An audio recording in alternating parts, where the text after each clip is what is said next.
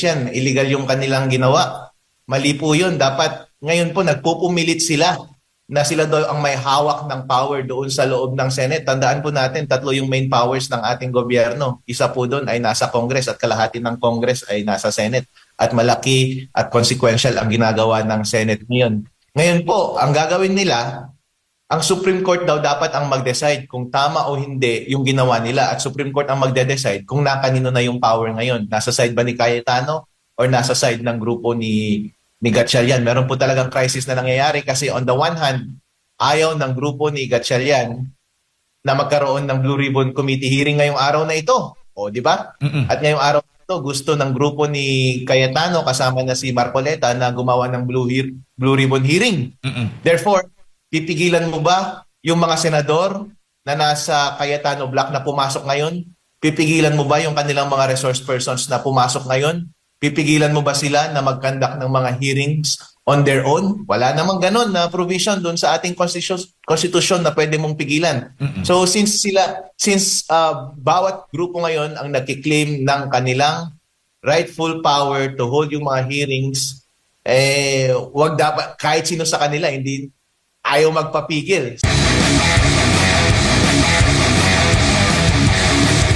Bilang isang abogado rin, ano yung masasabi po ninyo hinggil nga dito sa biglang pagbabago ng liderato dyan po sa Senado? Pinagbatayan po nila yung kaso po ng Abilino versus Cuenco na kung saan may 12 senador na nagkaroon po daw ng quorum. Mali yung ginawa nila kahapon dahil ayon sa ating konstitusyon, for a Senate to do business, ibig sabihin including para palitan at i-declare na vacant lahat ng mga committee ay dapat 13, majority. Sabi nila, mas mababa daw yung majority kasi daw hindi dapat 24 yung pagbabasehan na bilang, ang dapat daw nabasehan na bilang ay 22.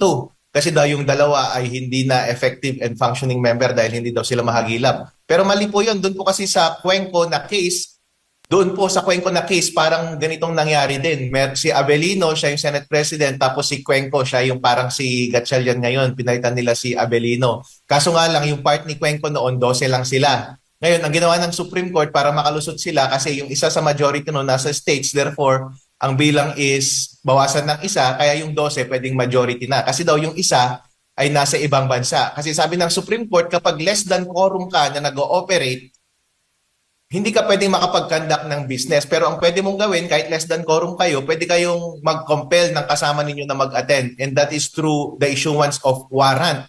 Kaso nga lang, since yung isa sa majority noon ay nasa ibang bansa, hindi siya makompel ng warrant. Therefore, ang pagbabasehan dapat daw ng quorum ay dapat bawasan. So yung 12 noon ay pwedeng maging majority. Ngayon, hindi pwede kasi yung sinasabi nila na hindi mo pwedeng makompel si Jinggoy at si Bato na mag-attend ay hindi po totoo yun kasi nasa konstitusyon natin na pwede mo pa rin silang isyuhan ng warrant. Yung 12 noon na nag-convene yesterday is minority iyon. Ang pwede na lang gawin sana ay mag-issue ng warrant para makompel yung members na mag-attend. So, pwede mo pa rin ibilang na 24 kasama si Jinggoy at si Bato kasi in the first place, hindi applicable yung Cuenco case kasi wala naman sa labas ng Pilipinas si Bato, hindi nila na-establish iyon. Ganon din si Jinggoy, nasa loob ng Pilipinas yun. At si Jinggoy, kahit detain siya, pwede mo siyang mawarrant kasi yung warrant of arrest na i-issue ng Senado ay parang warrant din yan ng ibang court. Kasi meron pong mga akusado sa mga cases na maraming kaso. For example, kapag i-analogize natin, ang isang accused kapag nakulong na siya by virtue of a warrant ng isang court tapos may isang warrant siya sa kabilang court, magko-coordinate lang yung dalawang court tapos i-assist mo lang yun. Sasamahan mo lang siya sa korte para mag-attend sa ibang venue na court. Ganyan din po ang pwedeng gawin nila sana pagdating kay Jinggoy. Nag-issue dapat sila ng warrant, makipag-coordinate sila sa detaining facility, tapos i-assist lang siya para mag-attend at mag-submit doon sa warrant na in-issue ng Senate. At ganoon din dapat yung ginawa nila kay Bato. Dapat in-attempt muna nila na i-serve yung warrant at mayroong return yung Sergeant at Arms na nawawala talaga si Bato or dinenay niya or dinecline niya na mag-hit doon sa warrant. Hindi po na nila pwedeng sabihin na meron na talagang chismis na nagtatago si Bato kasi in the first place, hindi naman sila nag-attempt na maghanap at mag-serve ng warrant. At so ibig sabihin, attorney, hindi po, illegal yung ginawang quorum. Hindi valid yung quorum na ginawa po ng minority kahapon At kung ihahambing din po natin sa kaso dito kay Avellino versus Cuenco case na pinagbatayan nga ng minority kahapon, ongoing ang session ata that time. At dito parang iba yung sitwasyon. Tama ba, attorney? Ongoing yung session that time at nag-walk out yung majority. And sabi ng minority, pwede kami na yung bagong majority kasi nag-walk out sila tapos mag-recount tayo ng quorum. Yun, pinasagot nila yung Supreme Court. Actually, kapag babasahin mo yung case, parang binigyan lang ng palusot yung Cuenco side at that time Kasi yun nga, nagkagulo doon sa Senate tapos sabi, since hindi mo na, kasi pwede mo dapat makompel po kasi lahat yung mga majority or ilan sa majority na bumalik doon sa session hall para mag-attend at magkaroon ng quorum. Tapos pero since sabi ng Supreme Court na since yung isa sa kanila ay nasa ibang bansa, hindi mo makakompel, baguhin natin yung reckoning number by which mabibilang mo yung majority kaya pinagbigyan na nila yung 12. Pero this time hindi natin pwedeng mai-compare kasi within the jurisdiction naman ng Pilipinas, si Bato at saka si Jinggoy. In other words, stated differently, hindi mo na-establish na outside sila ng jurisdiction ng Pilipinas na hindi mo na pwedeng ma-enforce yung warrant. Kasi po, yun ang kailangan nating intindihin kasi yung enforcement ng warrant, yung issuance ng warrant ay constitutionally provided po yan. Yan po yung remedyo ng konstitusyon kapag absent yung mga members ng Senate. So yun po ang titignan mo. Pwede ka bang mag-issue ng warrant or ma-enforce mo ba yung warrant dito sa Pilipinas? Kapag hindi mo ma-enforce yung warrant against a member, doon mo lamang babawasan ang number. Dito po sa kaso natin ngayon, dito sa sitwasyon sa Senate, hindi nila na-establish na hindi nila kayang i-enforce ng warrant. For all we know, si Bato, nasa bahay lang siya sa address niya, sa official address niya, hindi naman nila inattempt na mag-serve doon.